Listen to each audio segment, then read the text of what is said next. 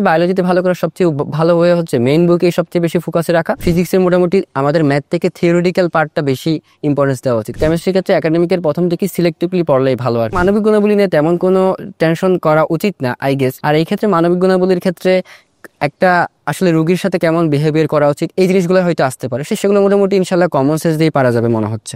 এবারে আসলে ভর্তি পরীক্ষা নীতিমালা একটু চেঞ্জ আসছে। আমাদের যে মেডিকেল ভর্তি পরীক্ষা এবং বিডিএস ভর্তি পরীক্ষা যে আলাদাভাবে হতো সেটা আসলে কম্বাইন্ডলি একসাথেই হচ্ছে। পাশাপাশি আমাদের মার্কস ডিস্ট্রিবিউশনে একটু চেঞ্জ আসছে। আমাদের যে ফিজিক্স মার্কস 20 মার্কের হতো সেই ফিজিক্স থেকে আসলে 5 মার্ক কমানো হয়েছে এবং 5 মার্কটা আসলে নতুনভাবে আলাদা সাবজেক্ট মানবিক গুণাবলীতে অ্যাড করা হয়েছে। এখন ফিজিক্সের ক্ষেত্রে আসলে 20 মার্ক থেকে যে 15 মার্কস নিয়ে আসা হয়েছে, অর্থাৎ 5 মার্কস কমানো হয়েছে, সেই ক্ষেত্রে কি আসলে কোনো আলাদাভাবে চিন্তা করা উচিত নাকি? আসলে আমার মতে চিন্তা করা উচিত না। ফিজিক্সের যে 15 মার্কস আছে সেই ক্ষেত্রে ফিজিক্সের মোটামুটি আমাদের ম্যাথ থেকে থিওরিটিক্যাল পার্টটা বেশি ইম্পর্টেন্স দেওয়া উচিত, কারণ আমাদের যে ইনফো বেসড সেখান থেকেই বেশি আসে। সো এই ক্ষেত্রে ফিজিক্সের আমরা যে মূল রাইটারের বই থাকে সেখানকার যে থিওরিটিক্যাল পার্টগুলো আছে সেগুলোর দিকে একটু বেশি ফোকাস রাখতে হবে এবং একাডেমিকের দিকে মোটামুটি যে কনসেপচুয়াল পার্টগুলো সেগুলো একটু ক্লিয়ার থাকলে ভালো হয়, যাতে আমরা ম্যাথমেটিক্যাল পার্টে আমাদের তেমন কোনো সমস্যা না হয় আর কি।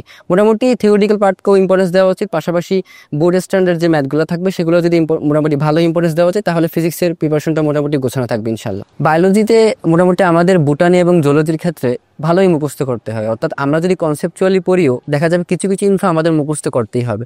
সো এই ক্ষেত্রে বায়োলজিতে ভালো করার ক্ষেত্রে মুখস্থ করার ক্যাপাবিলিটি যদি ভালো হয় তাহলে জিনিসটা আসলে অনেক স্টুডেন্টকে আগায় রাখে। পাশাপাশি বায়োলজিতে ভালো করার সবচেয়ে ভালো ওয়ে হচ্ছে মেইন বইকে সবচেয়ে বেশি ফোকাসে রাখা এবং আমি মেইন বইটা একটা চ্যাপ্টার পড়ার পর যদি আমি বিভিন্ন জায়গা থেকে প্র্যাকটিস করতে পারি তাহলে আমার মোটামুটি ওই ইনফোগুলো মনে থাকার সম্ভাবনা বেশি থাকে। পাশাপাশি একটা চ্যাপ্টার যখন পড়ছি তখন হয়তো দেখা যাবে বায়োলজির ক্ষেত্রে যেহেতু মুখস্থ করা ইনফো সেগুলো হয়তো 7 থেকে 8 দিন পর কিংবা আরও পরে হয়তো অনেকগুলো ভুলে যাবো। 40 থেকে 50% ইনফো আমাদের মনে থাকে না।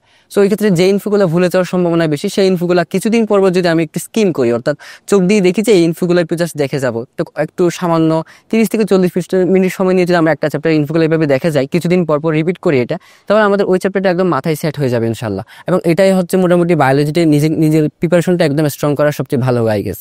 কেমিস্ট্রির ক্ষেত্রে কেমিস্ট্রির আসলে প্রত্যেকটা রাইটারের বইয়ে অনেক বেশি ইনফো, অনেকগুলো পেজ। আসলে এখানে কেমিস্ট্রির ক্ষেত্রে একাডেমিকের প্রথম থেকে সিলেক্টিভলি পড়লেই ভালো আর কি। অর্থাৎ আমার যা মেডিকেলের জন্য যে ইনফোগুলো বেশি আসে কিংবা যে টপিকগুলো থেকে প্রশ্ন অনেক বেশি আসে সেই টপিকগুলোতে একটু বেশি ইম্পর্টেন্স দিতে হবে, বারবার সেগুলো পড়তে হবে।